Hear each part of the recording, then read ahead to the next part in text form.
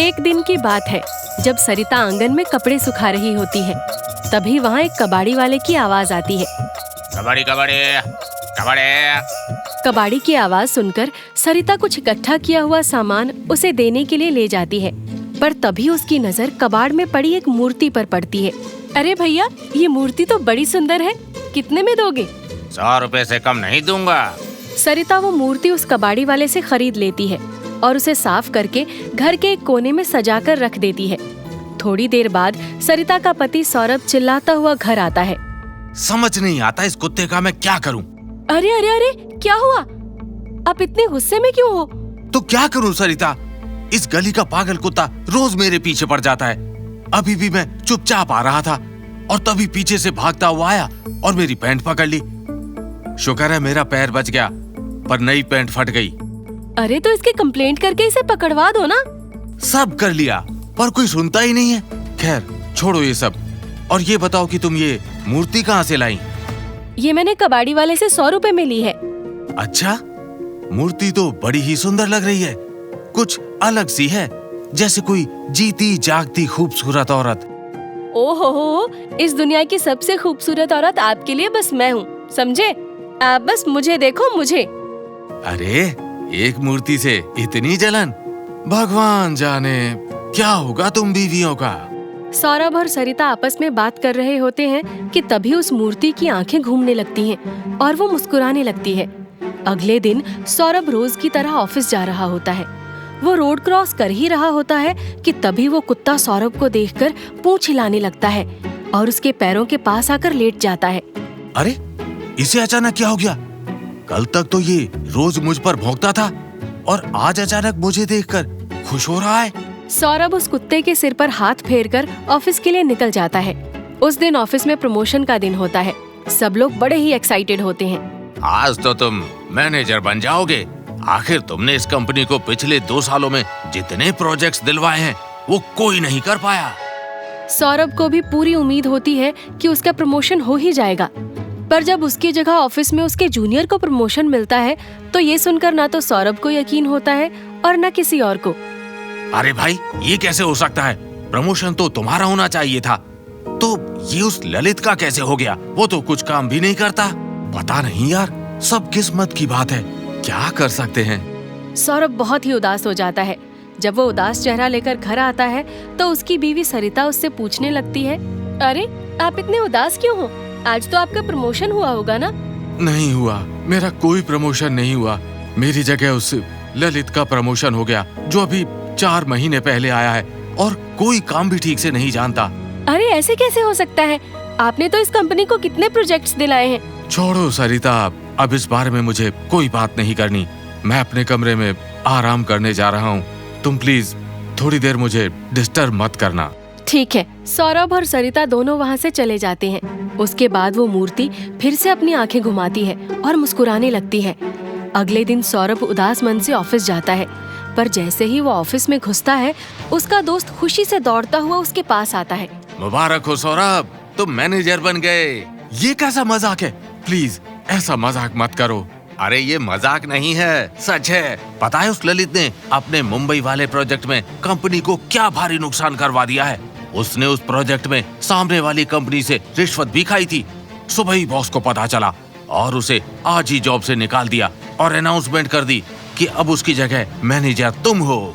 सौरभ को इस बात की इतनी खुशी होती है कि उसे तो यकीन ही नहीं होता। जब वो ऑफिस से घर मिठाई लेकर जाता है तो सरिता को सारी बात बताता है। सरिता भी ये खबर सुनकर खुशी से पागल हो जाती है। ये लो मिठाई खाओ, पता है मेरी सैलरी तिगुनी हो गई है। अब तो हमारे मजे ही मजे हैं। हाँ सच में। सरिता और सौरभ उस दिन बड़े ही खुश होते हैं। मिठाई का डब्बा मूर्ति के पास रखकर चले जाते हैं। उसके बाद वो मूर्ति फिर से आंखें घुमाती है और मुस्कुराने लगती है। उसके बाद एक एक करके सारी मिठाई मूर्ति के मुंह में जाने लगती है और डिब्बा बिल्कुल खाली हो जाता है। थोड़ी देर बाद जब सौरभ मिठाई खाने आता है तो खाली डिब्बे को देखकर सरिता से बोलता है, अरे मेरी प्रमोशन की तुमको इतनी खुशी है कि तुमने मेरे लिए एक मिठाई नहीं छोड़ी और सब की सब खा गई। क्या बात कर रहे हो आप? आपने जो मिठाई मुझे खिलाई थी मैंने बस वही खाई है, बाकी तो सब इस मूर्ति के पास ही रख दी थी। अच्छा, तो क्या इस मूर्ति ने खा ली सब मिठाई? अरे चूहा ले गया होगा। घर में कुछ दिनों से काफी चूहे भी तो हो गए हैं। सौरभ और सरिता को यही लग रहा होता है कि मिठाई चूहे ने खाई है, जबकि वो तो उस रहस्यमय मूर्ति ने खाई होती है। वो कोई मूर्ति आम मूर्ति नहीं होती। उस मूर्ति को पहली बार में ही सौरभ से प्यार हो गया होता है और वो सौरभ की हर इच्छा पूरी करती है। जो भी सौरभ उस मूर्ति के सामने बोलता, वो मूर्ति उसकी वो इच्छा पूरी कर देती है। सौरभ या सरिता को इस बात का जरा भी अंदाजा नहीं था, पर एक दिन जब सौरभ सरिता से बातें कर रहा होता है तो वो मूर्ति भी हमेशा की तरह उनकी बातें सुन रही होती है। मैं तो ये कोर्ट कचहरी के चक्कर काट काट कर थक गया हूँ। जाने कब तक उस गांव वाली जमीन का केस चलता रहेगा। बताओ, अब कल भी मुझे कोर्ट जाना है। आखिर इस जमीन का क्या चक्कर है? मुझे तो आज तक आपने बताया भी नहीं। अरे ये केस बुआ जी ने डाला हुआ है। उनका बेटा राजन तो अच्छे से जानता है कि वो जमीन बुआ की नहीं बल्कि मेरे बाबूजी की थी। बाबूजी के पैर में चोट लगी थी और वो कोर्ट के चक्कर नहीं काट सकते थे, इसलिए उन्होंने बुआ जी के नाम करवा दी। पर सालों बाद जब उस जमीन की हमको जरूरत पड़ी तो उन्होंने वापस देने से साफ मना कर दिया। ओह, ये कितनी गलत बात है। अब इसका कोई तो हल होगा। हल तो बुआ जी के जीते जी कुछ नहीं है। तुम परेशान मत हो और खाना खाओ, इसका भी कुछ न कुछ हल निकल ही आएगा। सौरभ की बात सुनकर वो मूर्ति फिर से अपनी आंखें घुमाती है और मुस्कुराने लगती है। और इस बार सौरभ खुद उस मूर्ति को मुस्कुराते और आंखें घुमाते देख लेता है। ये मूर्ति तो मुस्कुराती है और इसने अपनी आंखें भी घुमाई हैं। पर मैं इसके बारे में सरिता से कुछ नहीं बोलूंगा, वरना बेकार में डर जाएगी। कल कोर्ट से होकर आता हूँ और फिर देखता हूँ आखिर चक्कर क्या है। सौरभ इतना सोच ही रहा होता है कि गांव से राजन का फोन आता है और वो बुआ जी के मरने की खबर सौरभ को देता है। ये खबर सुनते ही सौरभ सबसे पहले मूर्ति की तरफ देखता है और फोन काट देता है। अब उसे अच्छे से समझ आ जाता है कि उसके साथ जो कुछ दिनों से हो रहा है वो उस मूर्ति का कमाल है। अगले दिन वो गांव की जमीन वाला केस भी जीत जाता है। उसके बाद वो सरिता को कमरे में जाकर उस मूर्ति के बारे में सब बताता है। हमारे पास एक रहस्यमय मूर्ति है, ये तो कमाल है। ये तो हमारी सारी इच्छा पूरी कर सकती है। मैं अभी जाकर इसके सामने अपनी इच्छा बोलती हूँ। सरिता फटाफट उस मूर्ति के पास जाती है और उसके सामने जाकर बोलने लगती है, इतने दिनों से मेरी कमर में दर्द है जिसकी वजह से मैं काम भी नहीं कर पाती। काश मेरा ये दर्द ठीक हो जाए। सरिता की बात सुनकर ना तो वो मूर्ति आंखें घुमाती है और न मुस्कुराती है। उसके बाद सौरभ अपनी इच्छा उसके सामने बोलता है। देखो ना सरिता, मेरे बाल कितने सफेद होने लगे हैं। ऐसे में तो मैं जल्दी ही बूढ़ा दिखने लग जाऊंगा ना। काश ये एकदम काले होते। इतना सुनते ही मूर्ति अपनी आंखें घुमाने लगती है और मुस्कुराने लगती है। ये देख दोनों बड़े हैरान हो जाते हैं। अब अगले दिन सरिता का दर्द तो वैसा का वैसा ही होता है, पर सौरभ के सारे बाल एकदम काले हो जाते हैं। अब दोनों ये समझ जाते हैं कि वो रहस्यमय मूर्ति बस सौरभ की ही इच्छा पूरी करती है। इस बात से सरिता को बड़ा बुरा लगता है, क्योंकि इस मूर्ति को वही लेकर आई होती है। पर सौरभ तो बड़ा ही खुश होता है। वो रोज उस मूर्ति के सामने अपनी इच्छा बोलता है और वो मूर्ति उसकी इच्छा पूरी कर देती है। एक रात जब सरिता पानी पीने के लिए उठती है तो वो देखती है कि सौरभ बिस्तर पर नहीं है। वो जब बाहर जाती है तो सौरभ उस मूर्ति से बातें कर रहा होता है।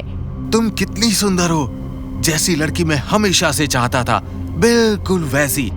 मन करता है मैं बस पूरा दिन तुमको देखता ही रहूं। ये देखकर सरिता के होश ही उड़ जाते हैं। वो सौरभ के ऊपर जोर से चिल्लाती है तो सौरभ भी एकदम घबरा जाता है। अरे ये क्या, मैं तो कमरे में सो रहा था ना, यहाँ कैसे आ गया? आप जल्दी कमरे में वापस चलो। सौरभ कमरे में जाकर सो जाता है, पर अगली रात वो फिर से नींद में उसी मूर्ति के पास पहुंच जाता है। सरिता इस बात से बड़ी परेशान हो जाती है, क्योंकि सौरभ को तो इस बात की खबर तक नहीं होती कि वो रोज रात को उस मूर्ति के पास होता है। एक दिन सरिता आंगन में कपड़े सुखाते सुखाते बस इसी बारे में सोच रही होती है कि कहीं वो मूर्ति उसके पति को उससे दूर तो नहीं कर रही, कि तभी उसे उसी कबाड़ी वाले की आवाज सुनाई देती है। कबाड़ी कबाड़ी कबाड़ी कबाड़ी कबाड़ी कबाड़ी। सरिता भागकर उस कबाड़ी वाले को रोकती है और जल्दी से वो मूर्ति लाकर उसे दे देती है। मुझे नहीं चाहिए ये मूर्ति, तुम इसे ले जाओ। अरे पर मैं इसके अब 100 रुपए नहीं दूंगा। अरे 100 क्या 50 भी मत दो, तुम बस ले जाओ इसे। अजीब बात है, आपसे पहले जिन्होंने मुझे ये मूर्ति दी थी, उन्होंने भी मुझसे इस मूर्ति के कोई पैसे नहीं लिए थे। हाँ, मैं जानती हूँ उसने इस मूर्ति के कोई पैसे क्यों नहीं लिए। सरिता अपने घर में आ जाती है और कबाड़ी वाला आगे निकल जाता है। थोड़ा आगे जाकर फिर से एक औरत की नजर उस मूर्ति पर पड़ती है। अरे भैया, ये मूर्ति तो बड़ी सुंदर है, कितने की दोगे? बस फिर वो औरत उस मूर्ति को खरीद लेती है और ये सिलसिला फिर शुरू हो जाता है।